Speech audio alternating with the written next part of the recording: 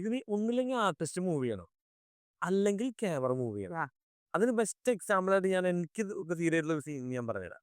ഇപ്പോൾ ദളപതി എന്ന സാധനം, അത് രജനീകാന്ത് അരവിന്ദ് സ്വാമി നിന്നത് ജോയിൻ ചെയ്യുന്ന സീൻ ഇവരെല്ലാവരും വിളിച്ചിട്ട് നിങ്ങൾ ഈ പരിപാടി നിർത്തിക്കോ എന്നുള്ളത്. അതിൽ മമ്മൂട്ടി നിൽക്കുന്നു, രജനീകാന്ത് ഇരിക്കുന്നു, അരവിന്ദ് സ്വാമി ഇരിക്കുന്നു, എല്ലാവരും ഇരിക്കുക.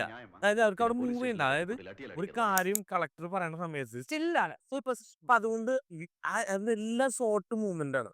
അപ്പൊ അതിന് ഏറ്റവും ഞാൻ പറഞ്ഞില്ല, ഒന്നില്ലെങ്കിൽ ആർട്ടിസ്റ്റ് മൂവ് ചെയ്യണം. എന്റെ ഒരു ഇതാണ് പറയുന്നത്. അല്ലെങ്കിൽ ക്യാമറ മൂവ് ചെയ്യാതിരുന്നാൽ ഭയങ്കര ബോറിംഗ് ആയിപ്പോകും പല സംഭവങ്ങളും. ഒരു ഓഫ് ബീറ്റ് സിനിമയുടെ കാര്യമല്ല ഞാൻ പറയുന്നത്. മനസ്സിലായി. മനസ്സിലായില്ലേ? അങ്ങനത്തെ സിനിമകൾക്ക് അത് സ്റ്റാറ്റിക് ആയിട്ട് ഞാൻ ഞാൻ പറഞ്ഞ അടൂർ ഗോപാലകൃഷ്ണന്റെ ഏതോ ഒരു ഫിലിമില്, ഞാൻ ആ ഫിലിമിന്റെ പേര് ഓർക്കുന്നില്ല.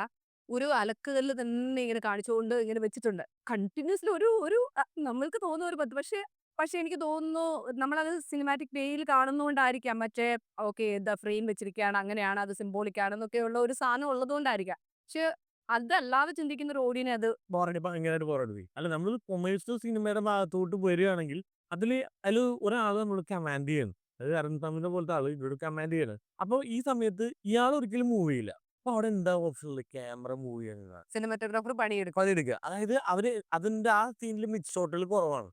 ഫുൾ ക്ലോസ് ആണുള്ളത്. അതിന്റെ മെയിൻ കാര്യം